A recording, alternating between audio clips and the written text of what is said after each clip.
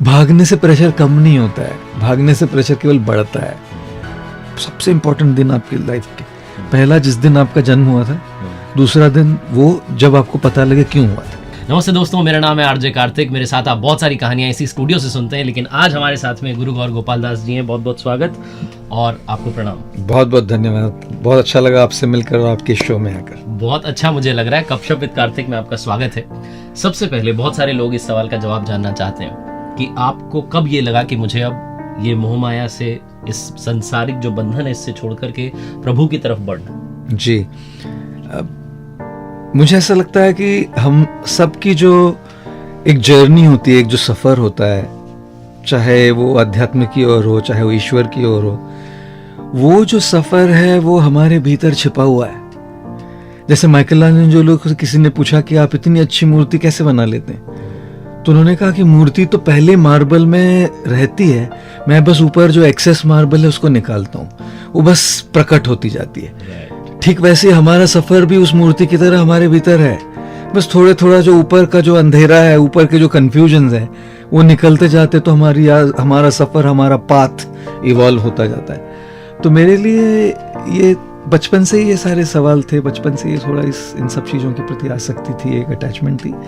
लेकिन engineering college में जब पहुंचा तो और भी थोड़ा लगा कि कुछ इन सवालों के जवाब मिल जाए, और जब जॉब स्टार्ट कर दी तो तब तो जरूर लगा कि अब इन सवालों के जवाब चाहिए। तो आप वेल सेटल थे, आपने इलेक्ट्रिकल इंजीनियरिंग की है जी, तो सबके बावजूद आप इधर आ गए। जी, बड़ा मुश्किल होता है जी। और आज के टाइम में तो लोग कहते हैं कि भैया मोबाइल आपके पास आ गया तो आप छोड़ ही नहीं सकते दुनियादारी जी। तो कैसे आप आ गए? कितना इजी रहा, डिफिकल्ट रहा? जी, इजी भी और डिफिकल्ट भी, दोनों होता है। सबसे पहले तो मैं जब HP में जॉब कर रहा था तो मैंने अपने आप से एक सवाल पूछा कि अगर मैं एवरेज 8 घंटा रोज का जॉब पर काम करता हूँ, अपने वर्क प्लेस में 8 घंटे रहता हूँ, और हफ्ते के 5 दिन वीकेंड छुट्टी हो तो हफ्ते के 40 घंटे मेरे वर्क प्लेस पे जाते हैं, और अगर साल में मैं 50 घंटे काम करता हूँ तो 50 हफ्ते काम करता हूँ तो साल के 2000 घंटे वर्क प्लेस पे जाते हैं। और अगर जिंदगी भर 45 साल काम करूं तो जिंदगी के 90,000 घंटे मेरे वर्क प्लेस पे जाने वाले हैं, जो मेरे जिंदगी के 10 साल है। तो मैंने अपने आप से बस एक ही सवाल पूछा कि मेरे 90,000 घंटे मुझे मुस्कुराते हुए बिताने हैं कि रोते हुए बिताने हैं। और हालांकि मेरी जॉब में और मेरे वर्क में मैं बहुत अच्छा था, लेकिन मुझे ये लगा कि I am not cut for this. तब फिर मैंने अपने आप से पूछा तो इसके लिए कट नहीं तो फिर क्या करना क्या चाह रहे? फिर वो जो स्पिरिचुअल कॉलिंग थी उसको और इसको कंबाइन कर दिया कि let my spiritual calling and my work B combined together. तो उस दृष्टि से थोड़ा कठिन इसलिए था, मुश्किल इसलिए था कि एक बड़ा रिस्क है ये। मतलब ये कोई जॉब शिफ्टिंग नहीं है, ये यहाँ से एक सेटल्ड जॉब से आकर ये कपड़े, गेरुए कपड़े पहनकर बस आकर तो एक दृष्टि से थोड़ा रिस्क था, तो थोड़ा कठिन था।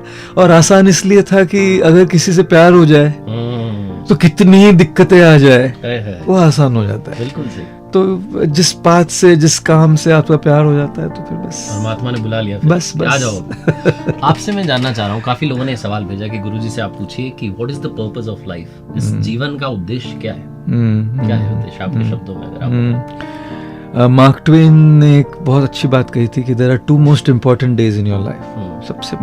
सबसे इम्पोर्टेंट दिन आपकी लाइफ के, पहला जिस दिन आपका जन्म हुआ था, दूसरा दिन वो जब आपको पता लगे क्यों हुआ था। So, जिस दिन हम डिस्कवर कर ले कि हमारा पर्पस क्या है, वो तो परफेक्ट दिन होगा। लेकिन अगर आप मुझसे पूछे पर्पस हमारे जीवन का पैसे कमाना तो नहीं हो सकता केवल, वो सब छूट जाएगा ना पीछे। पर्पस हमारे जीवन का केवल इनकम टैक्स भरना और टैक्सेस भरते रहना और बिल्स और EMIs भरते रहना, ये तो नहीं हो सकता ना। तो मुझे लगता है कि हमारे जीवन का पर्पस है कि एक बदलाव लाना, to make a difference, to make an impact. दुनिया में, लोगों के जीवन में सेवा करना, एक इम्पैक्ट लाना, एक बदलाव लाना। लेकिन अगर किसी के जीवन में, किसी की जिंदगी में हम बदलाव लाना चाह रहे हैं, या दुनिया में बदलाव लाना, थोड़ा भी हो, कोई बड़ा बदलाव नहीं, अपने अपने हिसाब से छोटा कुछ, वो करने के लिए भी सबसे पहले तो हमें अपने आप में बदलाव लाना बहुत जरूरी है। तो at the core of the purpose of life is self transformation before transforming anything else. जैसे वो हवाई जहाज में हम अनाउंसमेंट सुनते हैं कि अगर ऑक्सीजन मास्क नीचे आ जाए और ऑक्सीजन सप्लाई कम हो जाए तो आप पहले अपना मास्क पहने फिर दूसरों को मास्क पहने। तो आज की दुनिया में लोग पर्पस के मामले में दूसरों को सेवा करने में, दूसरों के लिए एक बदलाव लाने में इतने कार्यरत हो जाते हैं कि भूल जाते हैं कि पहले खुद को तो ध्यान देना चाहिए। सर सलामत तो फिर पगड़ी 50।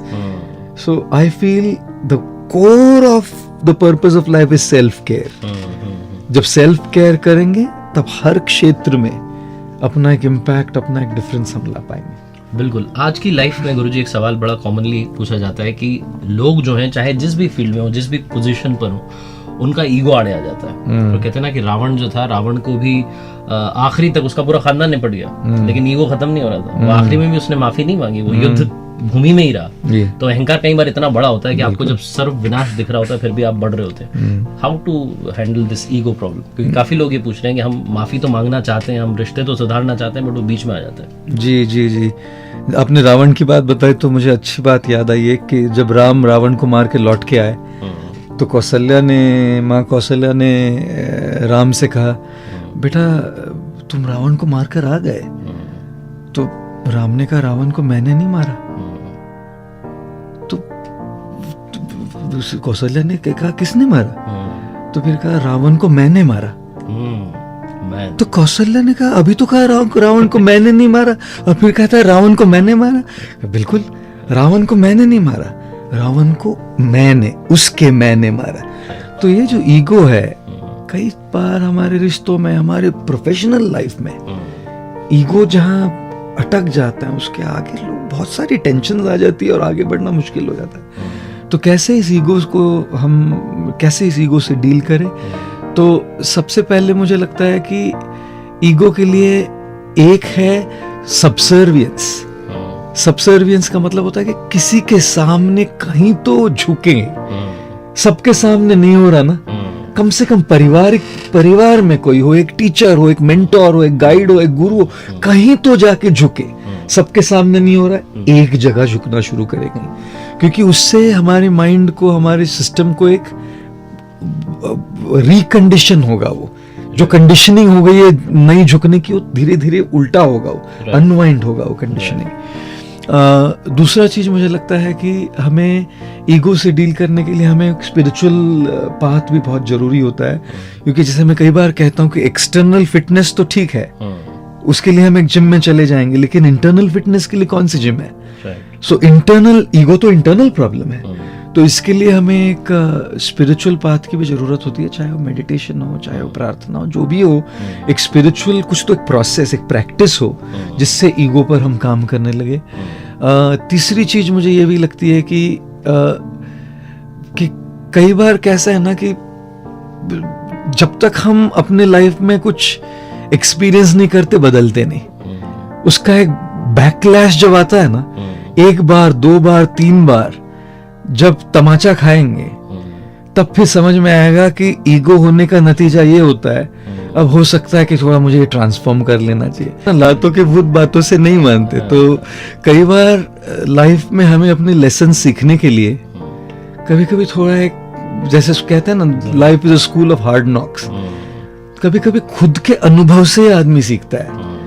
तो ये सारा कॉम्बिनेशन है कि हम किसी के सामने सबसर्विएंट हो जाए, एक स्पिरिचुअल पाथ हो, और फिर जिंदगी सिखा देती है। जिंदगी धीरे धीरे सिखा देती है कि भाई ये बहुत महंगा पड़ेगा इगोइस्टिक रहना। लेकिन कभी कभी वहां उस अनुभव तक पहुंचने में बहुत कुछ खो देते हैं लोग।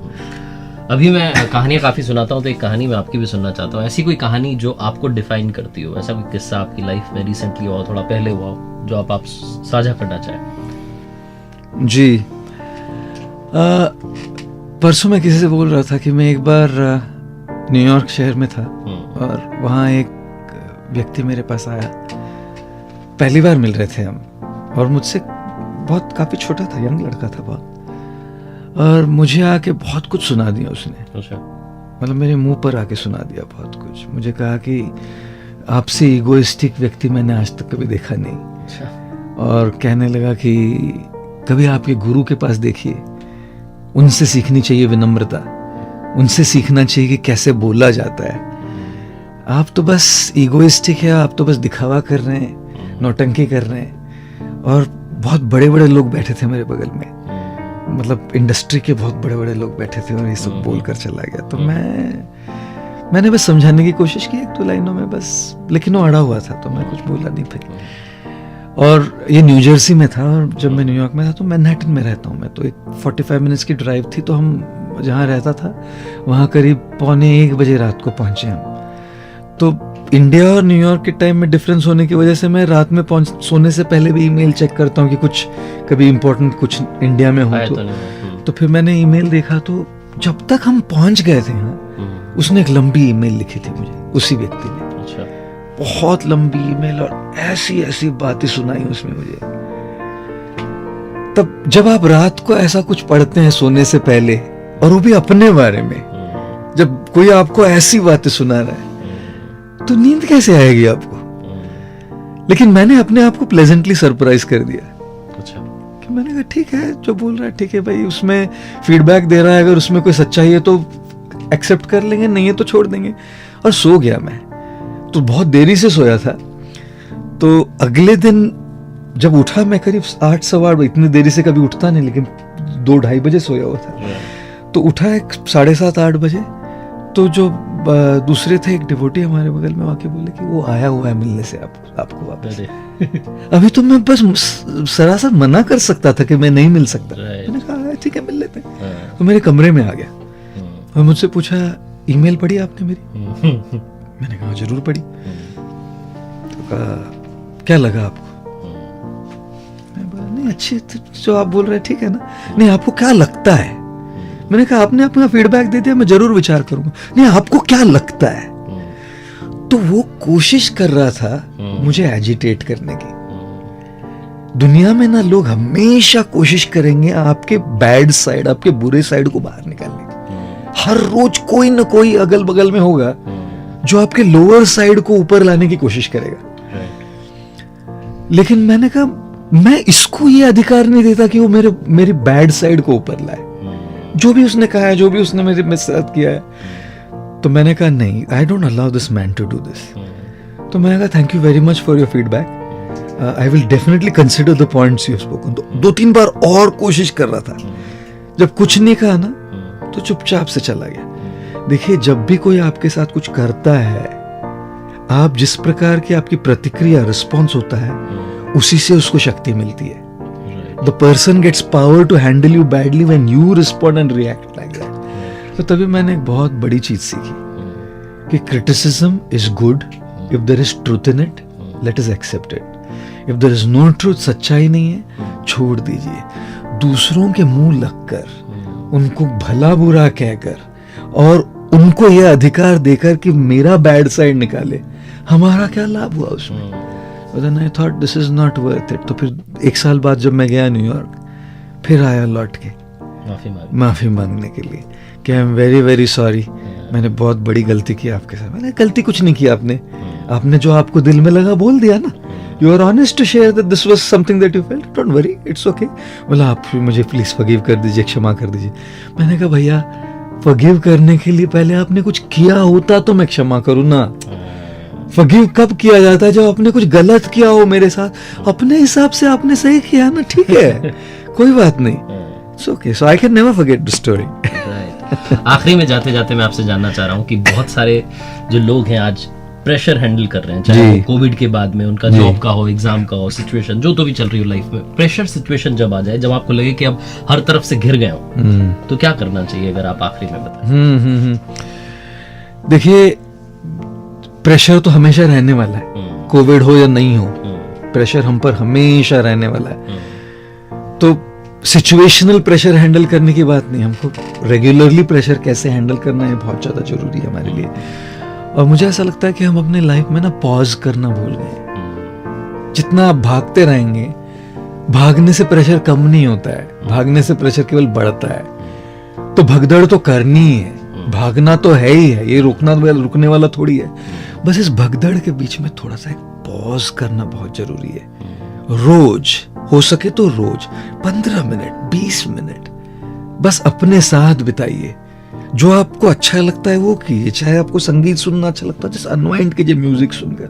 आपको किताब पढ़ना अच्छा लगता है, उसको सुनकर आप पॉज कीजिए। आपको अपने साथ, अपने आप के साथ संबंध जोड़ना है मेडिटेशन से, वो करके पॉज कीजिए। अगर आपको ईश्वर के साथ संबंध जोड़ करके अनवाइंड करना है, वो करके पॉज कीजिए।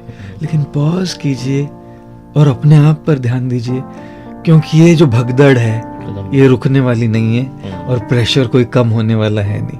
तो आप तैयार कीजिए। कहते हैं ना, आर्मी में एक कहावत है, if you sweat more in peace you bleed less in war. तो जब शांति, थोड़ा समय मिल जाए, prepare yourself in a way that it affects you less. I can't say it won't affect you, but it'll affect you less. Absolutely. Thank you so much, गुरुजी, आज आपने समय निकाला बात। Thank you. सादर प्रणाम आपको। Thank you. बहुत बहुत धन्यवाद।